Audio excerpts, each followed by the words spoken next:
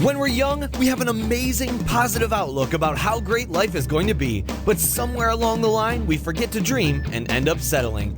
Join Up Dots features amazing people who refuse to give up and chose to go after their dreams. This is your blueprint for greatness. So here's your host, live from the back of his garden in the UK, David Ralph. Yes, hello there. Good morning, everybody. Good morning. It's Join Up Dots. It's Join Up Dots, the only podcast worth listening to. I'm sure there's others, but do you know, I don't actually listen to any. I only listen to my own. Is that bad? Is that bad to admit that? Who knows? Anyway, today's guest is a lady who is, she's a special guest. And I've been looking forward to having her on for quite a while because it's a different story as you'll hear as we go into it.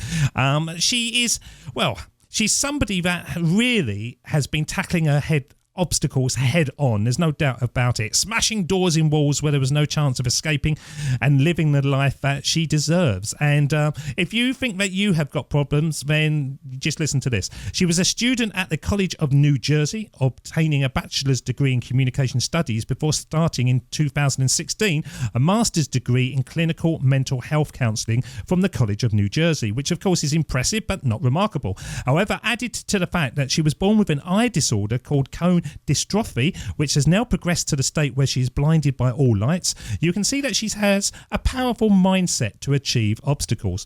Her mission in life is to continue to spread awareness about mental and physical disabilities, and with her book Now I See, How I Battled Blindness, Mental Illness and Espresso Habit and Lived to Tell the Tale flying off the shelves, it looks like things are going the right way after all. So when she was first diagnosed with her condition, did she understand instantly how it would change her life, and how has she overcome the depression and mental issues that could have had her hiding away in the dark, instead blazing brightly across the world? Well, let's find out as we bring onto the show to start joining up dots with the one and only Mariagrazia Buttitta. Good morning to you. How are you doing today? I'm doing great. Thanks so much for having me. It's a real pleasure to be here. Do you know, it's weird. We're going to obviously be talking about your sort of eye issues, but as I was reading that introduction, one of my eyes stopped working. I think I came out in sympathy somehow. I don't know what happened. I suddenly couldn't see it. So hopefully I didn't sort of butcher that too much. But it is it's a journey that you've been going on, isn't it? When you look back on it, I think that the number one question I need to ask is, if you went back in time and you could sort of wind everything back, would you go back to sort of being able-sighted? You know what? I was born. I never really had full vision. So it's always really hard to answer that question. But I honestly, I don't think I would change it for the world. As cliche as it sounds, I think it's really helped me see the world much differently, than other people. So I'm kind of blessed in a way, although it took a while to sort of accept this part of my life. Yeah, I can see that. So it's a true blessing for you now. You feel that strongly. Absolutely. Like I said, I'm blessed. Now, in the image I'm looking at, you are obviously a very beautiful lady, and it looks like you're just wearing sunglasses. Is that kind of what they are? Are you clinically sort of blind, or can you see stuff once you're wearing glasses? What's your condition like? Sure. So let me explain that to you. I mean, there are other more complex ways of explaining what my eye disorder is, but I'll kind of just give you a simple sort of definition. So I have what we call cone dystrophy. So what that means is, so we have cones and rods in our eyes, and our cones are really what help us see in bright conditions. So you have those working for you, and I don't. So what that means is that anytime I'm exposed to any types of lights, my eyes just go completely blind. They shut down. So it creeps people out when I first meet them and I tell them that I need to be in the dark. So that really creeps people out. Imagine I'm on a date and I tell somebody, "Hey, we need to be in the dark." That's not very cool. But I think that's very cool. I tell you what, if I was with a lady and she says, "Let's go somewhere where it's dark," I would think, brilliant. this is the best date I've ever been on. Yeah. Yeah. Try to think I'm making a move on them when it's really just any types of light hurting my eyes. So, I'm colorblind. I don't really have, my eyes, I do see better at night, but I don't have a clear picture of things. So hopefully that's sort of, again, people can look at, different definitions but this is sort of an easy way to explain to people. And hopefully I've done a decent job explaining that to you. Yeah, absolutely. So I've got a good understanding of where we are, but what I am going to sort of delve into is more of a mental aspect, because in Join Up Darts, it's a very entrepreneurial show, but it's about overcoming obstacles. It's about seeing things in a different way, finding new doors when there wasn't any doors. Sure. You clearly said at the beginning that it is a blessing. Have you always thought that, or have you had moments when you've gone, actually, this is just dreadful. Why me? Absolutely. The why me question was hunting me for such a long time. And so I'll take a step back really and kind of just tell the audience really, I was born and raised in Sicily, and they didn't know I had an eye disorder. I went from one doctor to another. Teachers didn't know what was wrong with me. I was actually diagnosed with a mental disability first. So they really didn't know I had an eye disorder. And it was really devastating for my parents, for me. And also I lived in a country where have a disability, whether it's physical or mental, is really a taboo. And so it was really devastating. So when finally I was diagnosed at 14, it felt really good to finally have this diagnosis, but I didn't know the opportunities that I could have in my life because, again, I lived in a country where they didn't embrace disabilities. So it was very dark. I was terrified. I dreamed of driving a car someday, and all that was just kind of taken away from me. And yeah, it took a lot of grieving, and I had really great parents to support me along the way. But the good thing about never driving a car is you can have a drink whenever you want, can't you? Oh, absolutely. Yeah, it will lead you to a drink problem, but other than that, you're going to be fine. I have an espresso habit, not a wine habit. But yeah, well, I was going to talk to you about that because that's a real interesting book title. Now I see how I battled blindness, mental illness, an espresso habit, and lived to tell the tale. How did that come about?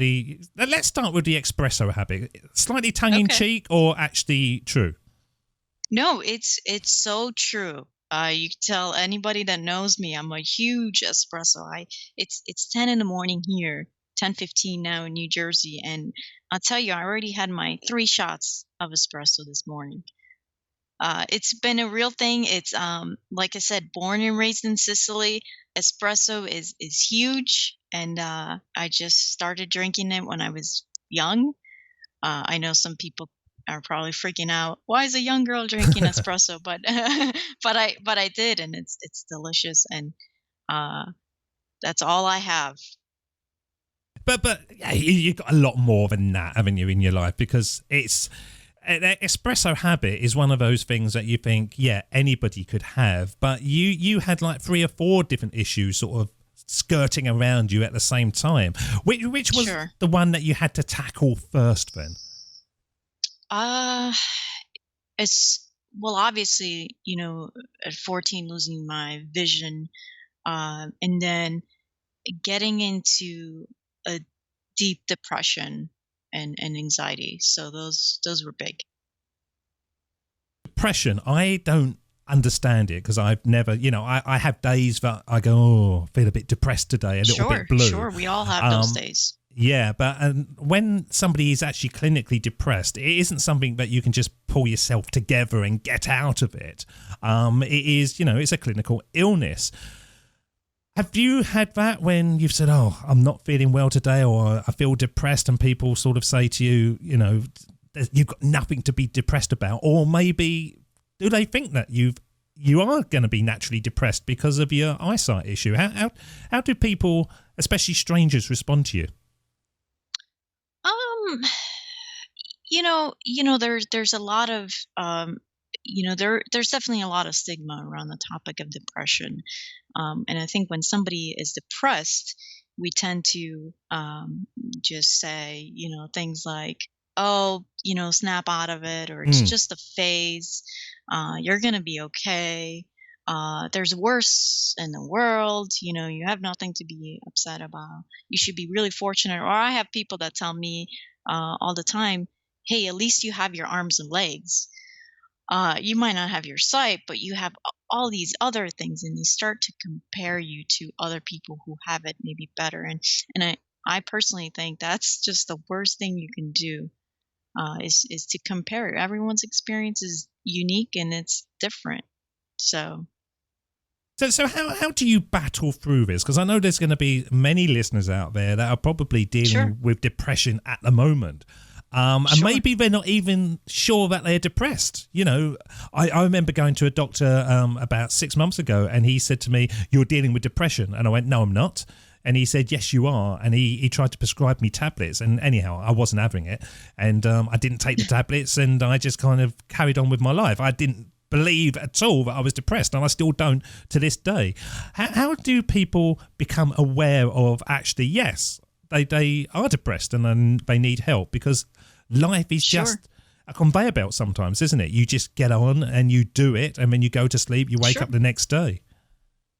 Yeah. So, obviously everybody's different and everybody's going to have a different experience with depression. So I can share my own experience of sort of what happened to me. It, I mean, I've been dealing with depression, I'd say, for a very long time in my life. But for me, it really hit me. I started to not be able to, obviously it didn't happen overnight. It took about a few months. I couldn't do the things I wanted to do. And I started, me personally, becoming really suicidal. That's all I could think of. I was feeling really hopeless. And people around me were starting to see the change. I was starting to isolate myself. I just didn't want to live anymore. So I reached that point where um, I, you know, people around me, my family, my friends, really sort of pointed it out that it was definitely time for me to seek help, and so I did. I took the pills. And again, some people are against the pills, and they're not for everybody. But for me, having a good balance between seeing a therapist and taking the pills were really, really helpful, and I'm glad to be here, alive. Well, absolutely. But do you think doctors just throw the pills in the direction? Do you think that there's always an underlining cause for depression, or does it just sort of, I don't know enough about it. Is it like a chemical imbalance, or is it something that triggers it? It's research will argue this. There's definitely both. You can definitely it can definitely be biological, but then situations. I look in my case. Um, just growing up, being different, being diagnosed, being told my entire life that I was never good enough and that I would never be successful. That really damaged. I was bullied a lot, so it's just um, that alone really, really, I think, affected my mental well being. So for me, I think I would have to say that it's been a little bit of both. So it's just they're sort of chipping away at you constantly by sort of negative remarks or situations, just sort of gets on top of you. Sure, absolutely. And will you now say to the people who then said to you, "You're not going to make anything of your life"? Yeah, I was on Join Up Dots, mate. I was on Join Up Dots. You listen to that. I'd say I'm on the podcast and you're not. Yeah, absolutely. You get them to listen to this. So when did you decide that your issues were actually a kind of a business, really, moving forward? It's become your mission. And as we talk about on Join Up Dots, a great way of starting a business is finding other people's problems and trying to solve them. And you've used your sort of overcoming of these to be quite positive. When did that start to come about for you? Yeah, so when I moved to I've actually been in New Jersey now for about 9 years. And when I came, I was sort of finally given the opportunities, the tools. I was in contact with the Commission for the Blind, started going to college. So I think it was at that point that I was given the opportunity to share my story, and I just realized the impact that I made, and how inspirational I could be. And just I remember sitting in a panel one time and just having people come up afterwards and thanking me and telling me, "Wow, you really inspired me. Thank you so much for sharing your story." And I think it was at that point that I realized that I had something, and Mm. that I could serve as an inspiration to a lot of, not just the blind world. Um, you don't have to be blind to get me, because obviously we all know what it's like to be hurt. So I think it's just really nice to be that person for so many people, whether they're blind or whatever they may be going through in life. I think we can relate. And why? When you say that they don't have to be blind to get you, what kind of people do you think really get you? What are the kind of people that come up to you afterwards and shake your hand and say, "Thank you so much for that"?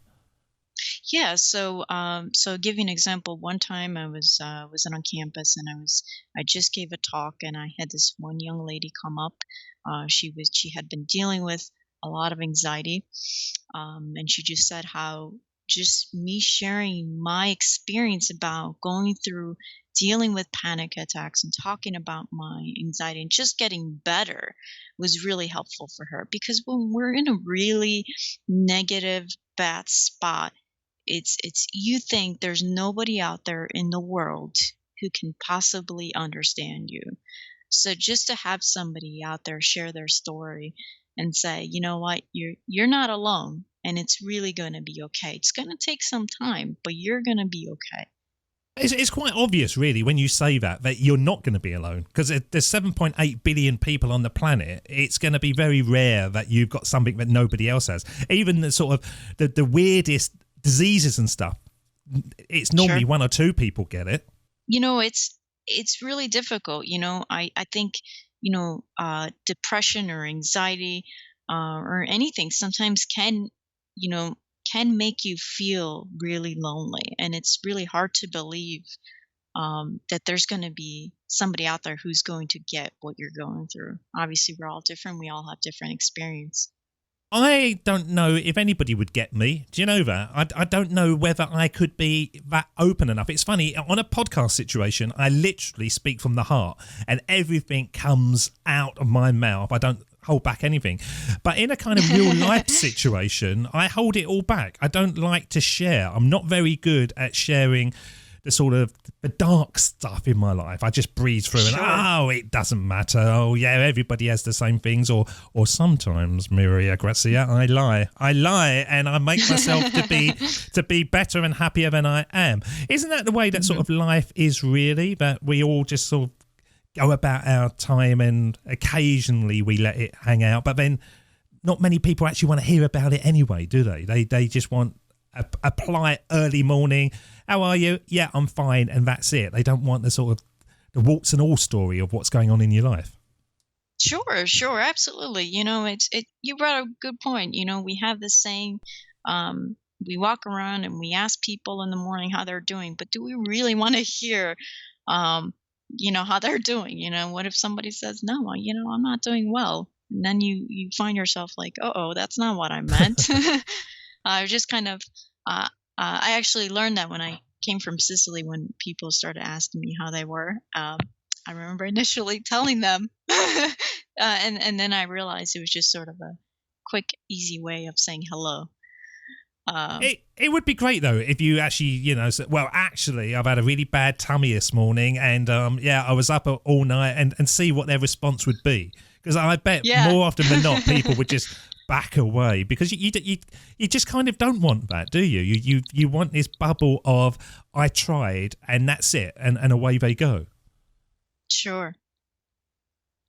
Where is it with you then? Where are you most open now? Are you just an open book with everyone, or are you aware that, as we're talking about, people say they want to help, but they don't. They're busy. They just want to be on their way. What are you like? Are you sort of warts and all, or are you very cagey with what you offer to people? I mean, I try to be open as far as, sharing my experience. And I wrote a book, I wrote a memoir, and, I try to be open. I mean, I can't say that, you're going to know every little single thing about me in that book. But I really, when it comes to being open, I always ask myself the question, will it benefit the, the audience, my readers? Really, I think it's more about them and not about me at the end of the day. What me being open, who would it benefit? And if it's going to benefit them, um, then I try to be as open as possible and help people as much as I can. I was down the pub with a lady the other day. Not just a lady, in case my wife's listening to it, is that there was a few of us down there, and I was talking about how we make we just get a feeling about somebody when they walk into a room, and we decide on them very, very quickly. And she said to me, how did you decide on me? And I was very, very honest, and I won't say it on here in case she's listening. But anyhow, she didn't like. Yeah, she didn't like the answer I gave. And she sort of went quiet. And I didn't sort of notice it. And then my mate afterwards said, didn't you notice? You really upset her. I said, did I?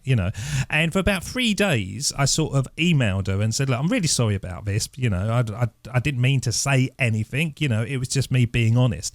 And she wasn't happy with this at all. And then afterwards, I thought to myself, no, actually, why am I getting worked up by this? I was just honest.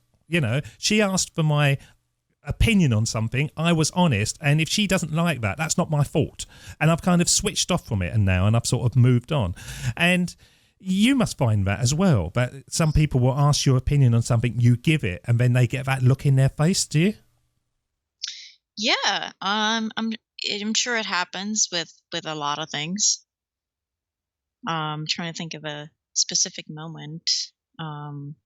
But just but lie. yeah, Just lie, Mariagrazia. You don't have to think of a specific one. Just lie. That's what I do.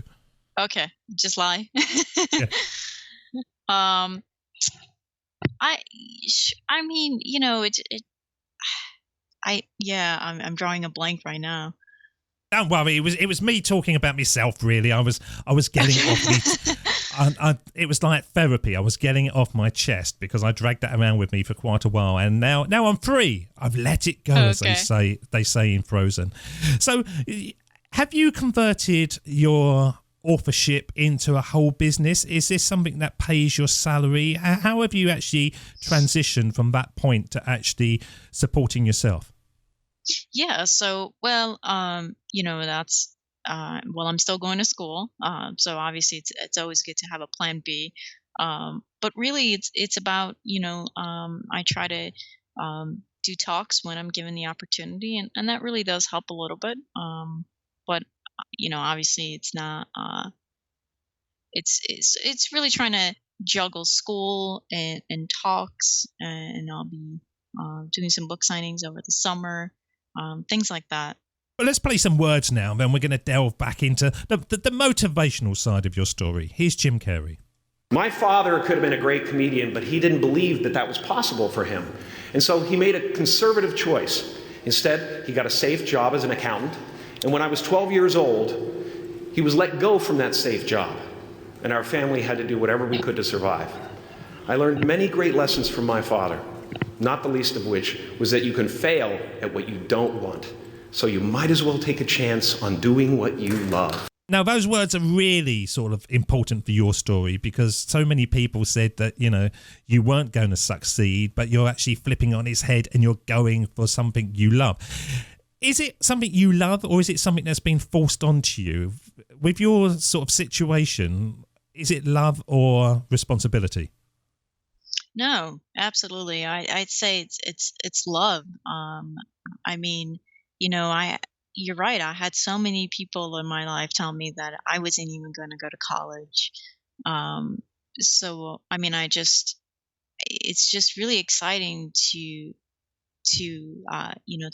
be where I'm at today, and prove really everyone wrong. I mean, I had so many people tell me I wasn't going to write. I wasn't going to be a speaker. So just, and but to answer your question, I really genuinely enjoy it. It's so empowering to know how many people can really benefit. It's And and it's rewarding. and do we need to get those kind of words out, that Jim Carrey speech, to all the youngsters out there when they're going through college and they're going through high school, and it's a difficult time, and you can see it when they're little, and you say to a kid, what do you want to be? And they go, I want to be a princess, I want to be an astronaut. And it's like they're going to do amazing stuff. And then by the time they're sort of like 13, they just shrug their shoulders and, I don't want, I don't know what I want to be, and it's kind of been beaten out of them somehow, not physically, but you can just see it being Sure. chipped away. And my kids, 14, 15 and 12, they certainly aren't as spunky, as I say, as they were when they were small, as they are now. They just seem to be kind of subdued versions of themselves. Yeah, yeah. I think it's they're so I think the more choices people have, the harder it becomes to make a choice. And I don't know if that makes a decision. I don't know if that Hmm. makes any sense. They're just, there are so many things so many directions people can take. And I sure would not have landed where I am. If it wasn't for my blindness and if it wasn't for my struggles, I would probably be with those kids trying to figure out my life. Maybe you know, And so do you think that you've had less choices? Is that where you found your thing? uh, absolutely. When I first came, I thought I started off thinking I had no choices at all. So I just thought, okay, if they tell me I can go to college, I'm gonna go to college. And I started off taking a few classes here and there. And at the time, I had no idea of what I was gonna do with my life. I was just taking those general courses, and I was hoping to figure it out eventually. And then it was once I started to really share my story and have people tell me that they were inspired or they enjoyed my writing, and that's when it's sort of that spark that hit.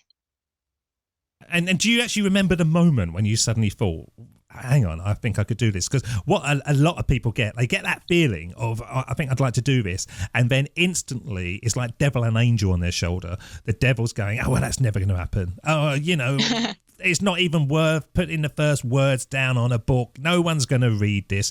Do you remember having those feelings and actually having to push through? Absolutely. I mean, you're always, I still to this day, it's hard to get rid of every single person in my head that's told me that I was going to be a complete failure. Um, so I always have those battles.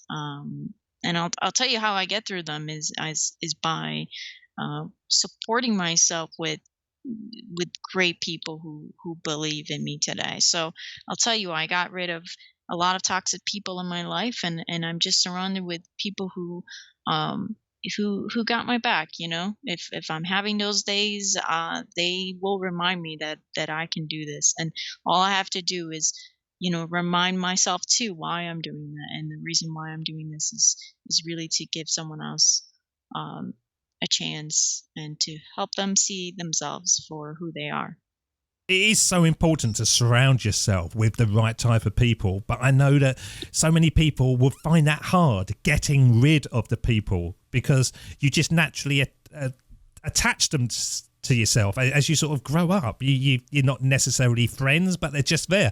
I've had mates Sure. in the past that I've known for like 20 years, and I would say now, looking back on it, probably 18 of those years, I couldn't stand them, but they were just kind of there, and you just kind of had them in your life. How did you go about that? How did you go about getting rid of them? Because I think that's an important message for our listeners out there.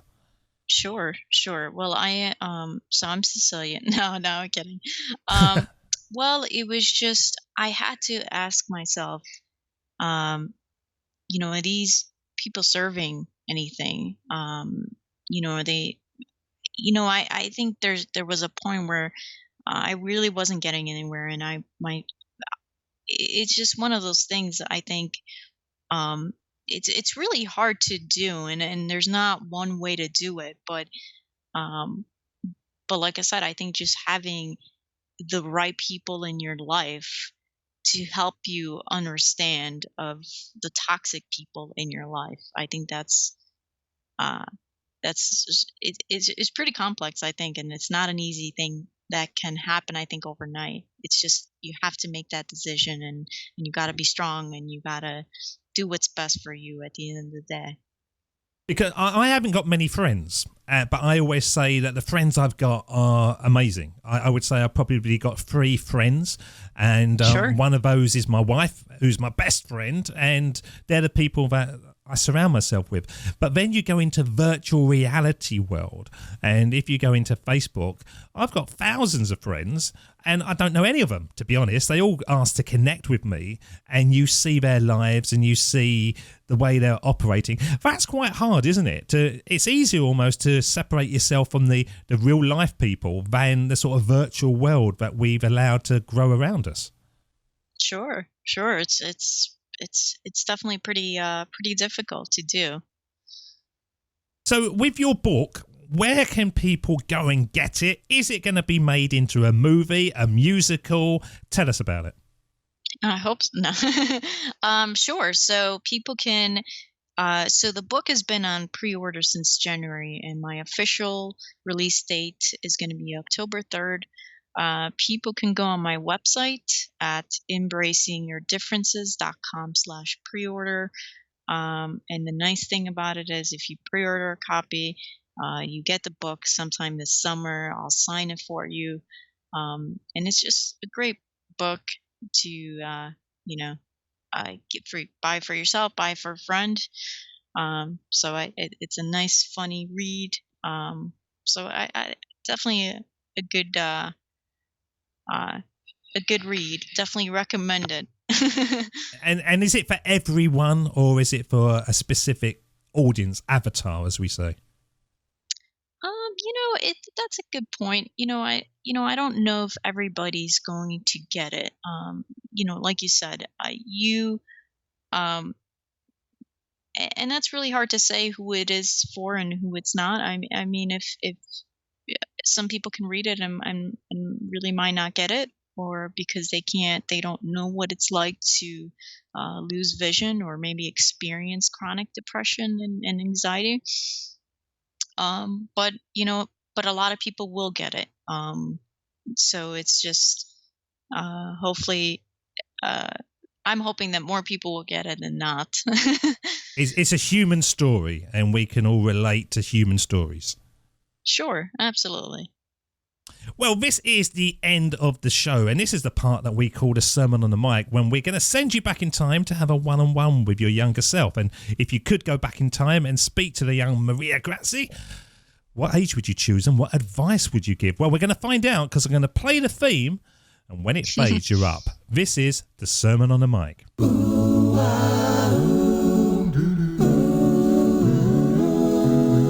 Here we go with the best bit of the show, the Sermon on the Mic, the Sermon on the Mic.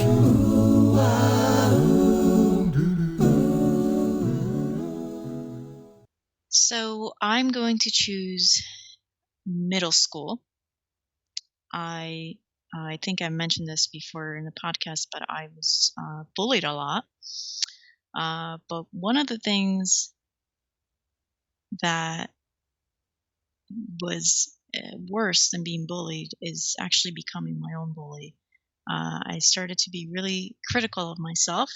So if I could give advice to my younger self, I would probably tell her, middle school isn't forever, and you may not be where you want to be. But this is where you are today isn't going to be where you're going to be someday. So that's probably the advice I would give my younger self. Really not to be so critical of myself. Great advice. And is the depression a thing of the past, or is it something that could come up at any time? I still struggle with my anxiety and depression. I still go to therapy. I still take my medication. So it's obviously a thing in my life.